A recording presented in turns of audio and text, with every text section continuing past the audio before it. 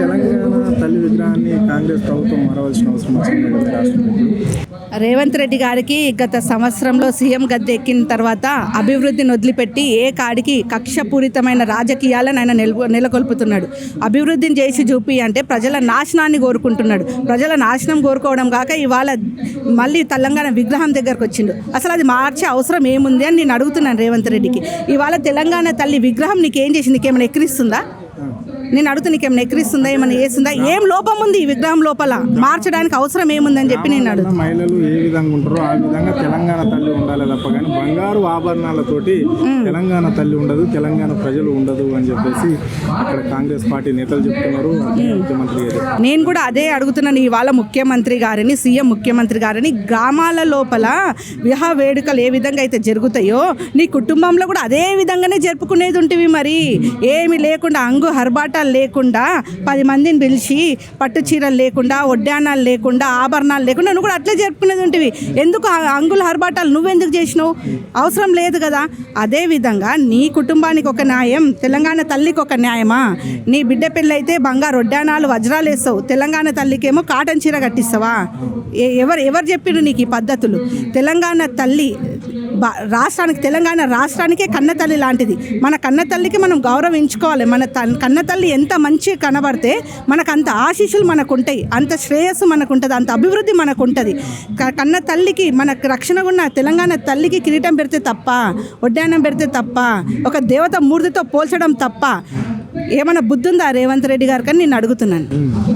అంటే ఇప్పుడు ఇక్కడ ఆ విగ్రహం పైన ఎవరైనా మాట్లాడినా లేకుంటే కామెంట్స్ చేసినా కానీ మొత్తం మీద కేసులు పెడతామని చెప్పేసి జీవో తెచ్చారు. దాన్ని ఎక్కడ చూడాలి? ఇంతకు ముందు ఉన్న తెలంగాణ తల్లి పైన మాట్లాడలేరా? అంటే కేసీఆర్ కుటుంబానికి సంబంధించిన వాళ్ళ కూతురు బొమ్మలాగా ఉంది అని చెప్పేసి అప్పుడు కామెంట్ చేశారు. మరి అప్పుడు లేని కేసులు ఇప్పుడు ఎక్కడి ఎందుకని పెట్టవలసి వస్తుంది? ఇప్పుడు లా అండ్ ఆర్డర్ మొత్తం అదే చెప్తున్నాను. లా అండ్ ఆర్డర్ మొత్తానికి వాళ్ళ కుటుంబ పాలన కోసమే ఉపయోగించుకుంటున్నాడు. వాళ్ళ కుటుంబాన్ని ఎవరేమన్నా నీకు దమ్ముంటే ధైర్యంగా సవాల్కి ప్రతి సవాల్ ఎదుర్కోవాలి నువ్వు. అంతేగాని జీవోకి ఎవరన్నా ఏదైనా వ్యతిరేకిస్తే కేసులు పెడతాము, లేదంటే మిమ్మల్ని జైలు వేస్తాము, అదెక్కడి న్యాయం? ప్రజలు నీకు ఎందుకోసం గెలిపించుకున్నారు? జైలులోనికి గెలిపించుకున్నారా, లేకపోతే నిన్ను ఏదన్నా ఇది చేయడానికి గెలిపించుకున్నారా?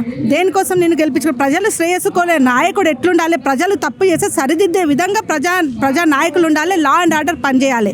అదే లా అండ్ ఆర్డర్ని నీ పాలన కోసం ఉపయోగించుకొని ఎవరైనా వ్యతిరేకిస్తే వాళ్ళని జైలు వేయాలంటే వ్యతిరేకించకుండా ఎట్లుంటారు? ఇప్పుడు తెలంగాణ తల్లి అంత మంచిగా ఉన్న తెలంగాణ తల్లిని నువ్వు బోసిదాన్లాగా పెట్టేసి తెలంగాణ తల్లి అని పూజించమంటే ఎవరైనా పూజిస్తారా? ఇప్పుడు దుర్గమ్మ తల్లి ఉంది. దుర్గమ్మ తల్లి రూపాధారణలో ఉంటేనే దుర్గమ్మ తల్లి దగ్గర పోయి లక్ష్మీదేవి పూజ చెయ్యం కదా. అట్లే తెలంగాణ తల్లి ఏ విధంగా అయితే ఉందో తెలంగాణ తల్లినే పూజిస్తాము. అంతేగాని తెలంగాణ తల్లి ఇప్పుడు మీకు ఇన్ని రోజులు ఆమె తల్లి ఉంది, ఇప్పుడు ఈ చీరలో ఉన్న తల్లిని మీరు ఆశీర్వదించాలంటే తెలంగాణ మేము ఒక బీఆర్ఎస్ పార్టీయే వ్యతిరేకిస్తలేదు, తెలంగాణ రాష్ట్ర ప్రజలందరూ వ్యతిరేకిస్తున్నారు. మేము వ్యతిరేకించింది కాదు, ఇది తెలంగాణ రాష్ట్ర ప్రజలందరూ కూడా వ్యతిరేకిస్తున్నారు. మళ్ళీ దానికి మళ్ళీ ఒక జీవోని రిలీజ్ చేసి మళ్ళీ కేసులు ఎంత వారికి ఇది సమంజసం అని చెప్పి నేను రేవంత్ రెడ్డి గారిని అడుగుతున్నా.